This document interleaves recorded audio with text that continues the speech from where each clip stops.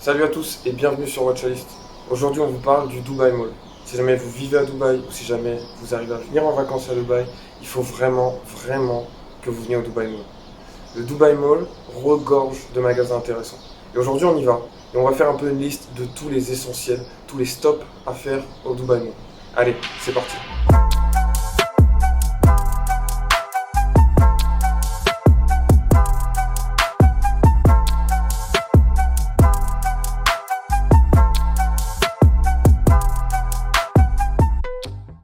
Alors en arrivant, je vous conseille de télécharger l'application pour se repérer dans le mall. C'est tellement grand, on s'y perd très facilement.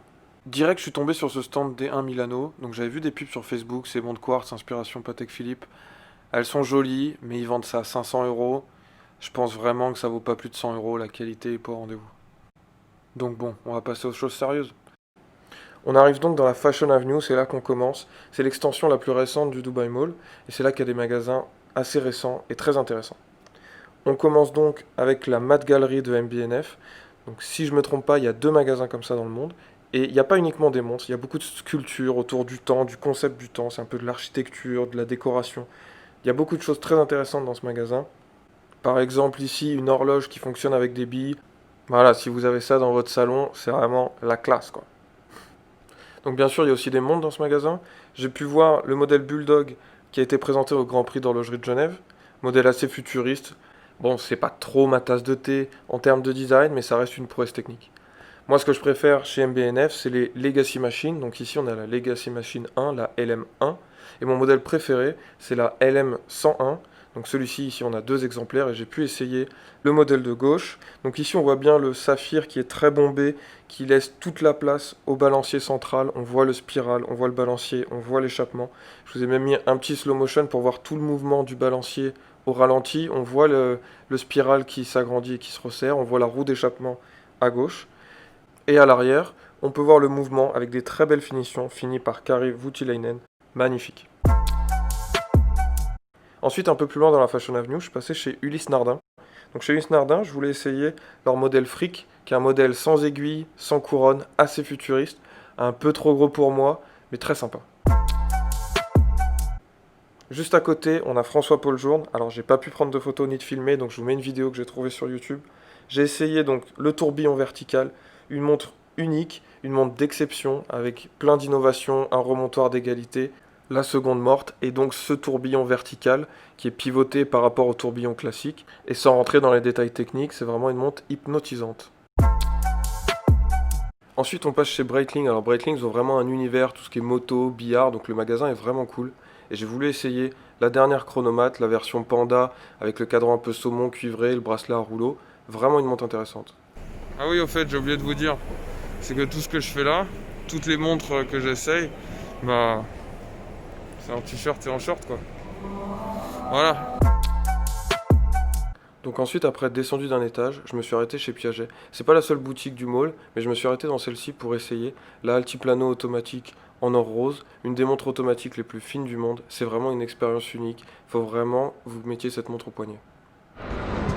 Ok, donc maintenant c'en est fini de la Fashion Avenue, on la laisse derrière nous et on part dans le cœur du Dubai Mall. On y va. Donc dans le cœur du Dubai Mall, vous cherchez les Galeries Lafayette et en face des Galeries Lafayette, vous avez un petit magasin The Watch House. C'est vraiment un stop à faire parce que c'est le seul magasin du Dubai Mall qui vend des grandes Seiko. Donc ici, je me suis arrêté, j'ai pu essayer cette version de la grande Seiko Snowflake avec les indices et les aiguilles en or. Un modèle assez cool, assez différent de la Snowflake classique. À côté, vous avez un magasin Rivoli qui est un magasin multimarque que vous pouvez sauter parce que la plupart des marques ont un autre magasin en propre dans le mall. Mais j'ai quand même voulu essayer cette Karl F. Bucherer, la Flyback Manero, un chrono qui est très bien designé, un peu trop gros pour moi, mais le cadran est vraiment bien réussi.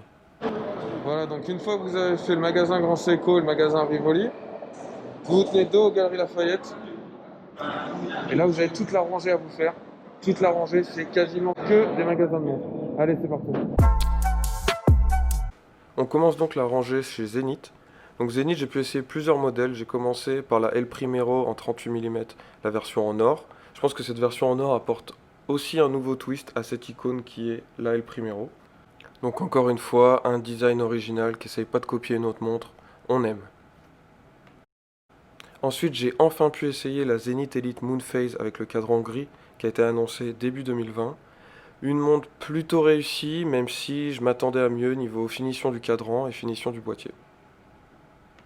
Ensuite, une montre que j'attendais pas du tout, la Defy en céramique blanche avec ce cadran squeletté qui est très réussi. Le fermoir est peut-être pas le meilleur du marché, mais la montre m'a vraiment impressionné et m'a laissé sans voix.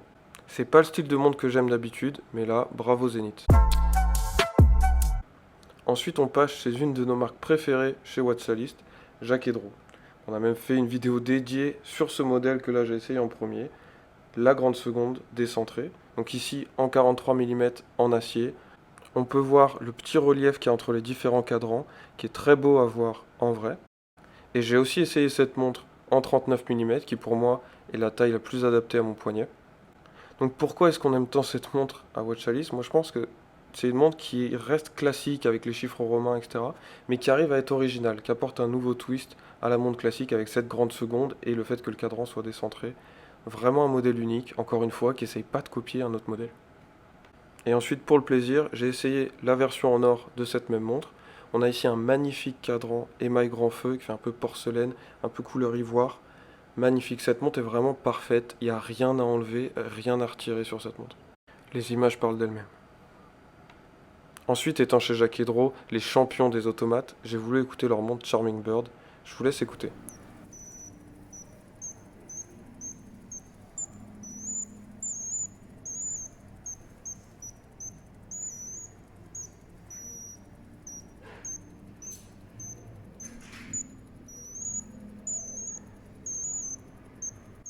Non mais oh, mais on est au zoo ou quoi là? Non sérieusement, c'est un truc de dingue cette montre. C'est un vrai chef-d'œuvre de miniaturisation, une vraie prouesse technique, une montre vraiment unique. J'hallucine.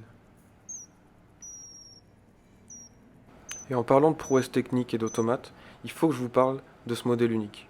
Ce modèle que j'ai eu la chance d'essayer, c'est à la fois une répétition minute et à la fois un automate qui lance une séquence aléatoire sur les différents éléments du cadran. Pour ceux qui n'ont jamais entendu une répétition minute, je vous laisse écouter, il est 9h42.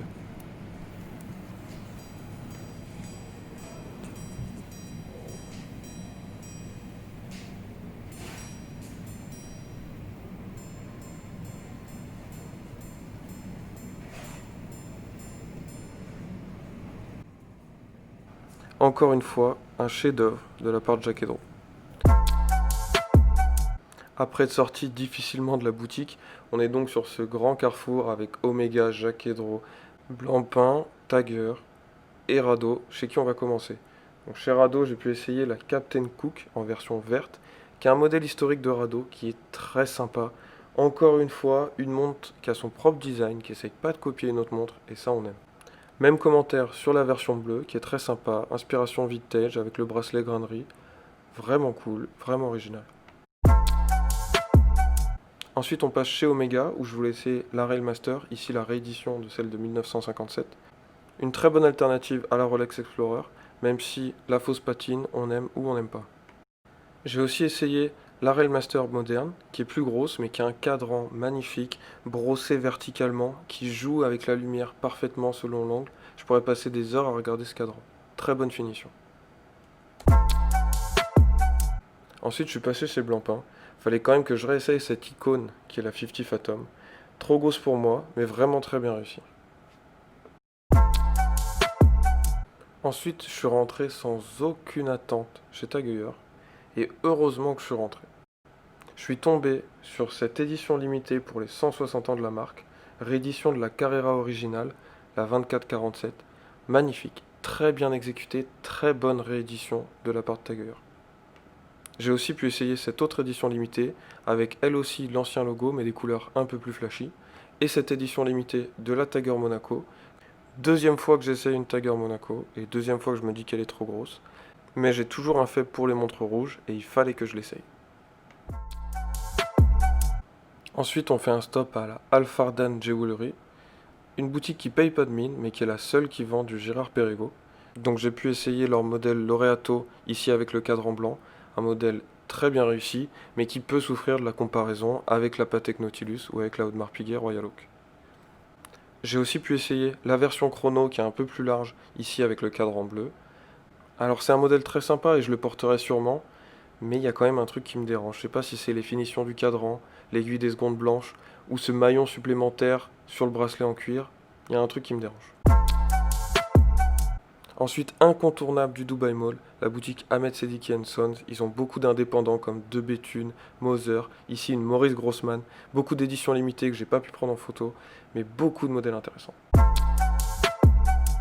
Ensuite, on a Mansour Jewelers, une bijouterie qui, pareil, ne paye pas de mine, mais c'est le seul endroit dans le Dubai Mall où on peut trouver deux marques, Nomos, l'horloger allemand qui propose un excellent rapport qualité-prix sur ses montres, et Xapec, l'horloger suisse, qui est plus cher, mais c'est vraiment pour aller voir d'Xapec que je suis rentré dans ce magasin. Et je suis tombé, encore une fois, amoureux du cadran bleu de la Kedeberg Sapphire Blue S, qui est pour moi le cadran bleu le plus réussi de l'horlogerie, avec un double guillochage et un émail flanqué par-dessus. Malheureusement, avec le plastique, on voit pas grand-chose, je vous conseille vraiment d'aller la voir. Ensuite, je suis passé chez Bulgari pour essayer leur Octo Finissimo, encore une fois. Et ici, une édition limitée pour le Moyen-Orient, avec des chiffres Eastern arabique. Je suis pas sûr de la traduction française, mais en tout cas les chiffres arabes du langage arabe. Ici, ces chiffres qui sont imprimés dans une encre vert foncé, très foncé, et toujours dans l'Octo Finissimo, ce boîtier magique, tellement fin, tellement léger, vraiment une expérience unique à essayer. Donc en sortant de Bulgarie, en fait, vous êtes sur cette grande place au sein du Dubai Mall. Donc on va d'abord faire un stop à Patek Philippe, puis on va aller en direction de l'aquarium, puis revenir ici et partir vers la droite. Donc on commence donc chez Patek Philippe. Alors les vendeurs de Patek Philippe sont pas les plus aimables. J'ai pas pu prendre de photos, mais j'ai pu essayer ce modèle 5370, le chrono rattrapante à cadran bleu en platine, que Florent avait d'ailleurs pu essayer à Genève. Un modèle vraiment magnifique. Et par principe, j'ai aussi demandé à voir une Nautilus, mais bon, forcément, ils avaient rien en stock. Ensuite, en direction de l'aquarium, on a la boutique Longines, on a plein de modèles intéressants. J'ai pu essayer la Chrono Big Eye, qui est un modèle parfait, excellent rapport qualité-prix, qui pourrait être vendu le double de son prix, et qui est une excellente alternative à la Omega Speedmaster. Je conseille. Ensuite, j'ai essayé un autre chrono chez Longines, au design un peu plus classique avec les chiffres Breguet. Malheureusement, les finitions du boîtier avec du polissage partout n'étaient pas tellement au niveau. Et ensuite, j'ai encore pu essayer la Sector Dial, une des meilleures releases de 2019, toutes marques confondues. Bravo Longines. Ensuite, à peu près en face de Longines, on a le shop IWC, le meilleur service client de tout le Dubai Mall. Et comme je le disais, j'ai un faible pour les cadrans rouges. Donc ici avec cette portugaise réserve de marche. Ici la portugaise chrono, aussi avec un cadran rouge. Le cadran rend vraiment mieux en vrai que sur les photos que vous pouvez trouver sur internet. Donc allez essayer ce modèle en magasin. Et j'ai aussi pu essayer le nouveau quantième perpétuel d'IWC avec un diamètre plus réduit, un cadran plus épuré. Vraiment une bonne release pour 2020 pour IWC. Alors ensuite, à côté d'IWC, on a Panerai. Malheureusement, c'est pas ma marque préférée, donc on passe à la suivante. Ah bah à côté, c'est Rolex. Circulé, y a rien à voir. Ah bah enfin un horloger digne de ce nom. On passe donc chez Breguet. Ils ont beaucoup de modèles intéressants dans la boutique du Dubai Mall. Et j'ai eu la chance d'essayer le modèle 7137, un modèle magnifique avec différents types de guillochage sur le cadran. Il faut savoir que ce design avec la phase de lune à 2 heures et la réserve de marche à 11 heures, c'est un design qui a plus de 200 ans.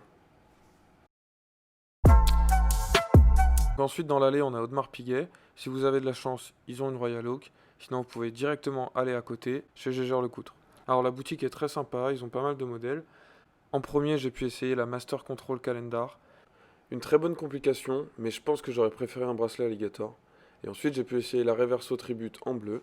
Vraiment une jolie montre, même si je préfère la version Bordeaux.